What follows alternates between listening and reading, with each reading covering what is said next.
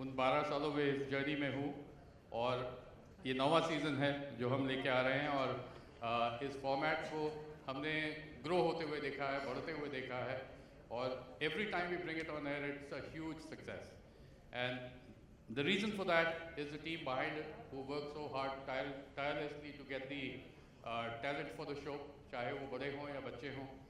इस बार का टैलेंट आपने एक झलक देखी।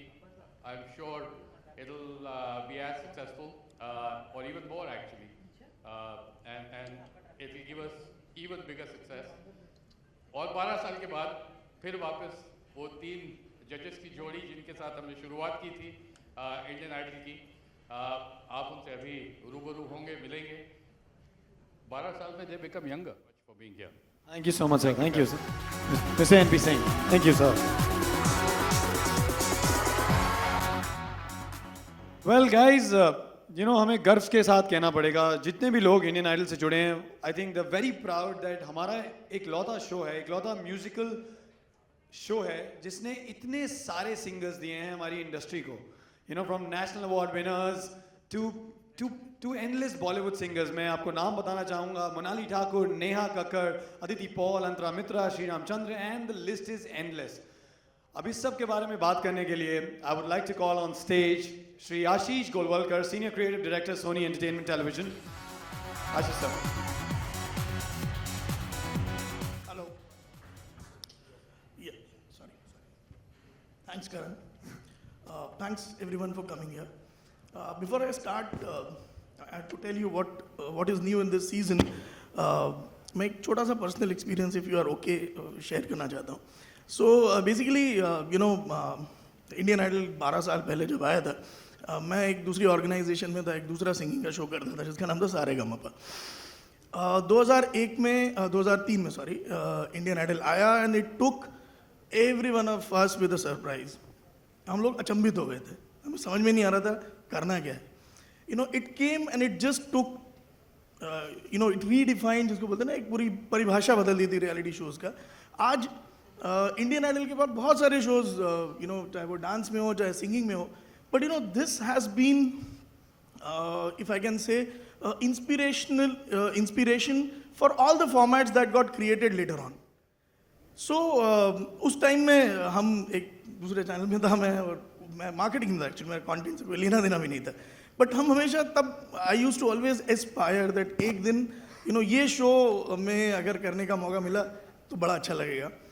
वो दिन है और आज का दिन है। I am standing for on I mean in idol press conference and I am really feeling proud. Thank you very much. Thank you so much Ashish sir. Well, super dancer की तरह आई थिंक इंडियन आइडल पर भी आशीष sir आपका आशीष रहेगा, तो TRP हैं तो मतलब बढ़ने वाली है। अब उन 3 दिग्गजों की बात करते हैं जो आई थिंक हमारे लिए सबसे ज़्यादा इम्पोर्टेंट है। हमारे जजेस, इंडियन आइडल की सबसे बड़ी ताकत, इंडियन आइडल की सबसे बड़ी दौलत, उनके लिए एक ही चीज़ कहना चाहेंगे कि होनी को अनहोनी कर दे, अनहोनी को होनी। एक जगह जब जमा होती नो अनु, फरा and Sonu on Sony, sorry बहुत बुरा था, बट मेरा काम ये है, मैं एक्चुअली अरे हो, I like the spotlight. Well, तो लेडीज एंड जेंटलमैन, जोरदार तालियों से स्वागत कीजिए the biggest leader on Indian television, music के स्तंभ Anu Malik, the immensely talented हिंदुस्तानी और वेस्टर्न डुओ गायकी का नाज सोनू निगम, और हमारी इस मिलेनियम की top musical film maker Farah Khan.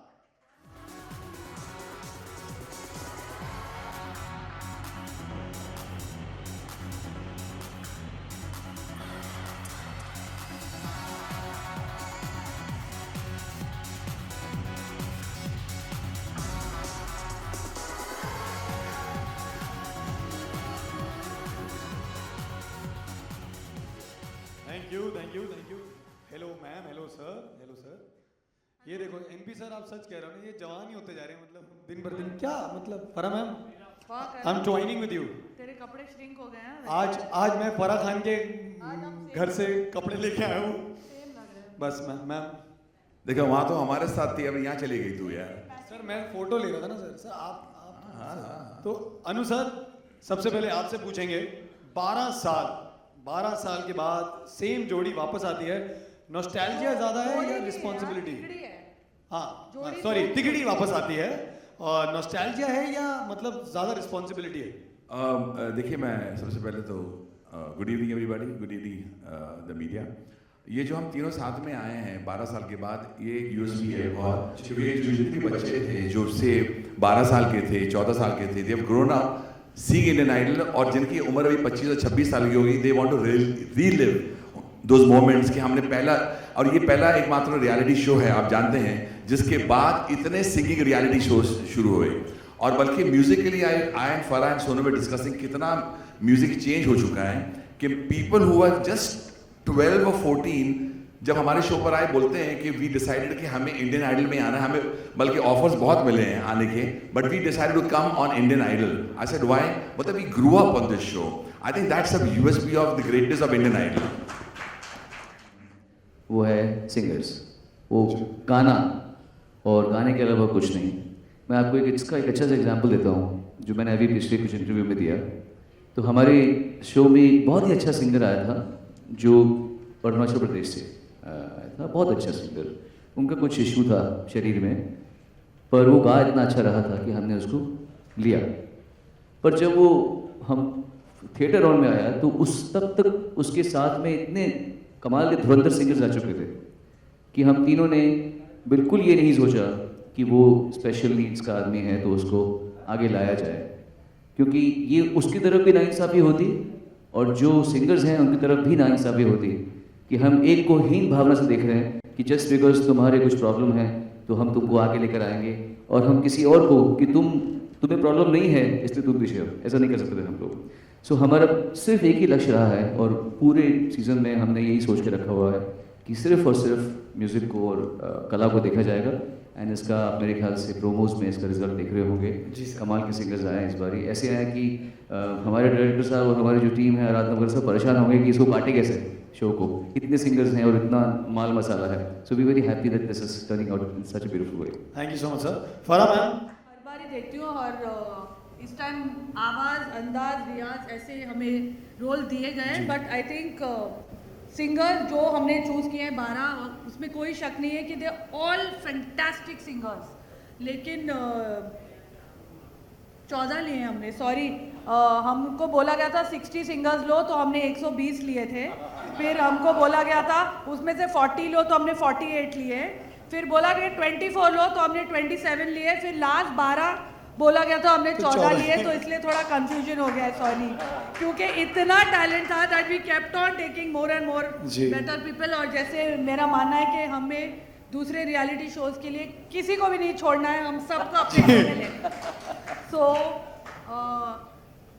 देखो, मैं हमेशा कहती हूँ कि जो सबसे बेहतरीन एक्टर है हमारी कंट्री का वो सुपरस्टार नहीं है, सुपरस्टार कोई और है, जिसमें वो चार्म है, जिसमें वो करिश्मा है, जिसमें वो पर्सनालिटी है, the attraction that people have. तो वैसे ही इंडियन आइडल में भी अलॉन्ग विद द टैलेंट वो एक पर्सनालिटी, एक अंदाज, एक एक्स फैक्टर अभी पुराना हो गया, इसलिए मैंने नेक्स्ट फैक्टर की इजाद की है। वो नेक्स्ट फैक्टर जो है that people are attracted towards that, I think वो भी इम्पॉर्टेंट है लाइफ में सक्सेसफुल होने के लिए। और उसके आगे निकलते हैं, एक बात बोलना पड़ेगा हमको, हिंदुस्तानी जनता को, आप मीडिया के जरिए, जैसे देश के जवान देश की रक्षा करने में है नंबर 1, उसी तरह सच बोलने में इंडिया का मीडिया भी है, उसमें भी बड़ा है दम।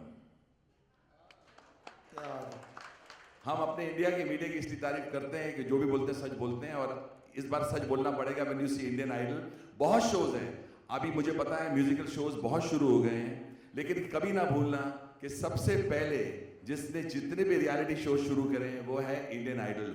Musical shows are born out of Indian idol, और बल्कि बताना चाहता हूं, अन्नू, फराह, सोनू को देखने के लिए लोग तरस रहे हैं, not only for our judgement, for the talent that we have discovered.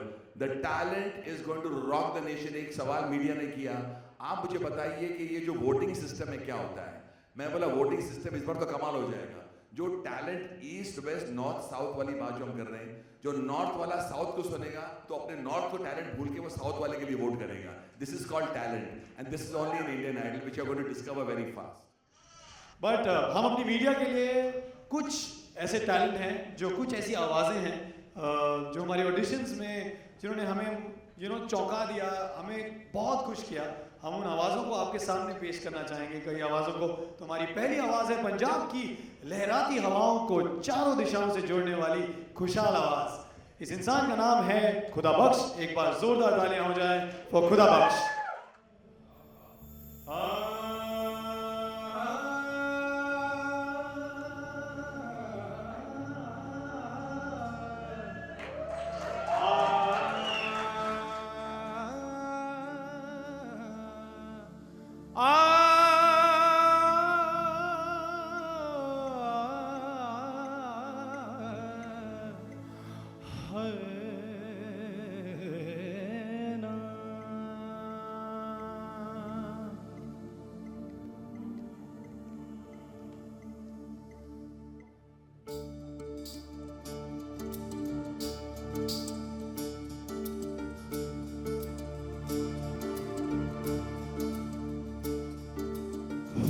लाई भी ना गई ते निभाई भी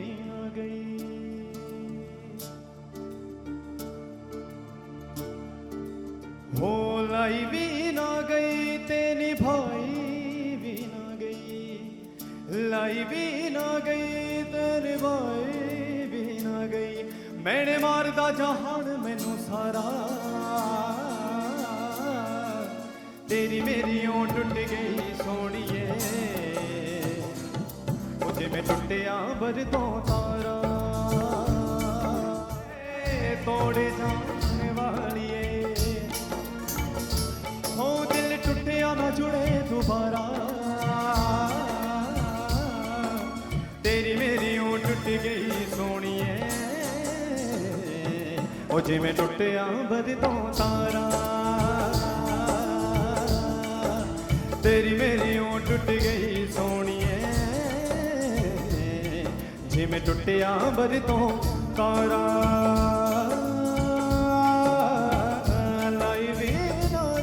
तेरी भाई भी ना गई, लाई भी ना गई, तेरी भाई भी ना गई. सोनिए सोनिए ओ सोनिए,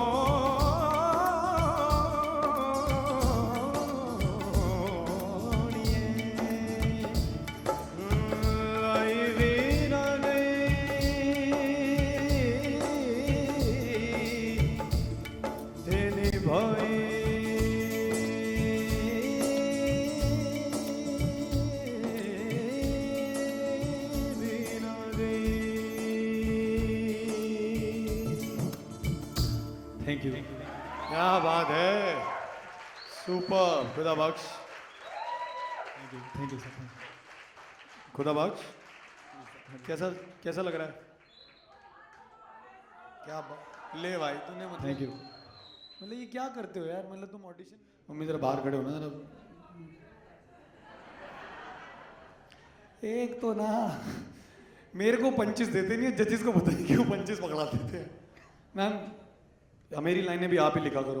आई डोंट लाइक सिद्धार्थ. आपको पता नहीं होगा बट अब आपको चार्म करने आ रही हैं मानसी भारद्वाज. एक बार जोरदार तालियां हो जाए वो मानसी.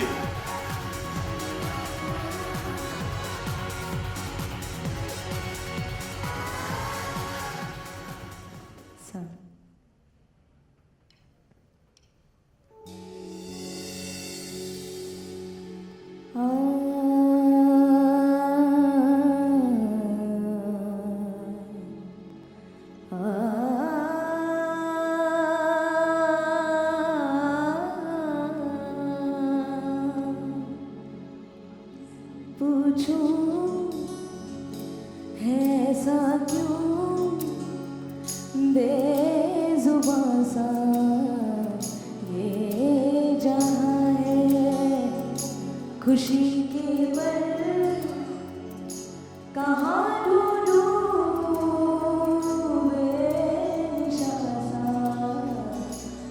भी आए, जाने कितने लबों में गिरे हैं, जिंदगी से कई फासले हैं, बस जुटे हैं सपने की आँखों में, लकीर जब छूटे हाथ से यूं बेवजह, जो भेजी थी दुआ वो जाके आसमां से यूं टकरा गई कि आ गई है लौट के ज़रा, जो भेजी थी दुआ वो जाके आसमां से यूं टकरा गई कि आ गई है लौट के ज़रा।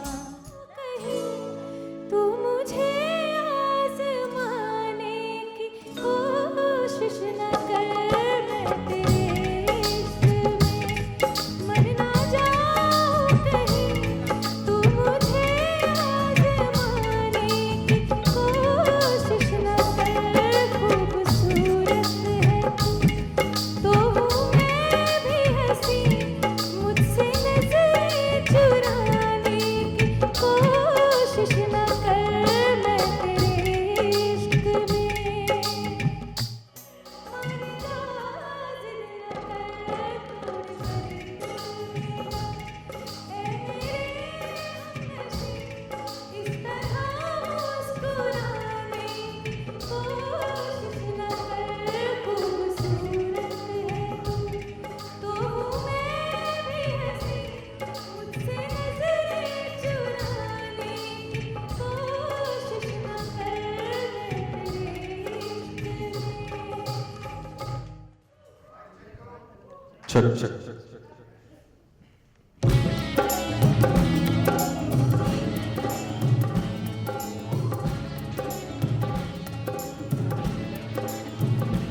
में। मेरी रूह का परिंदा फड़फड़ाए, लेकिन सुकून का जजीरा मिल न पाए, वे की करा, वे की करा, एक बार तो तजल्ली तो दिखा दे, झूठी सही मगर तजल्ली तो दिला दे, वे की करा, वे की करा, रांझन तैयार बुलया, सुन ले पुकार बुलया, तू ही तो यार बुलया, मुर्शिद मेरा तेरा मुकाम कमले, सरहद के पार बुलया, परवरदिगार बुलया, हाफिज तेरा मुर्शिद मेरा, रांझन तैयार बुलया, सुन ले पुकार बुलया, तू ही तो यार बुलया, मुर्शिद मेरा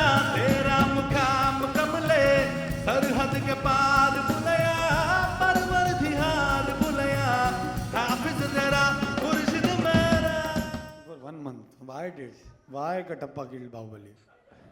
Waiting for part 2. It's April 20th. You cheating, you people cheat. You'll part 2, you'll say part, see what part 3. Harry Potter बना रहे हो क्या? Tell ना. See Indian films, we give everything. Like Hindi films, first start end सब कुछ दे देते हैं हम. ऐसी पार्ट 2 पार्ट 3 ये तो चीटिंग, मतलब क्या मजाक हो रहा है ये? अच्छा ये सब छोड़ो, तुम बताओ तुमने बाहुबली में, अच्छा तुमको अब हिंदी भी आने लग गई है? तुम समझता है, तुम बोलता है हिंदी? देखो यार ये इसको कहते हैं टैलेंट, हिंदी नहीं आती। I actually have to tell you this story about him. हमारे जजेस ने ना इनको बीच में 2 या 3 घंटे का टाइम दिया था एक गाना प्रिपेयर करने का, तो इनको हिंदी एक्चुअली नहीं आती है। He first wrote down the song English में, उसको पहले इंग्लिश में सीखा, फिर उसका हिंदी में मतलब समझा एंड फिर उसको गाया। तो आई थिंक यार मतलब I have to clap for you for that. But आपने एक गाना गाया था मनोहरी बाहुबली में, तो उसकी 2-3 लाइनें आप हमारे लिए गा देंगे? Sure. First of all, thank you so much Indian Idol 9 for making me here, and actually I'm blessed, and thank you so much Sonu ji, Farhan ji, and Arun Malik and whole Indian Idol casting crew. Thank you so much for making me here. but I need some clap, some energy from you guys because. मनोहरे मनोहरे తేనెలోన come on clap 1 2 3 4 తేనెలోన Nani ఉన్న ద్రాక్ష పళ్ళ గుత్తిలా మాటలన్నీ మత్తుకున్నవే ఇంతలేసి కళ్ళు ఉన్న ఇంతులంత చేరి వెంట పడితే వింతగున్నదే ఒళ్ళంత తుళ్ళింత వింత కవింత లీలా Bala. Thank you so much. My heartfelt thanks to my guru, my everything, my parents and Shri M.M. Keeravani garu. Thank you so much. Thank you, sir. Thank you Balaji को और आवाज़ लता जी की होनी चाहिए ऐसा आपने इमेजिन किया था। अभी आप किसका सोचते हैं कि किस तरह की आवाज़ होनी चाहिए और दिखने में कैसा होना चाहिए?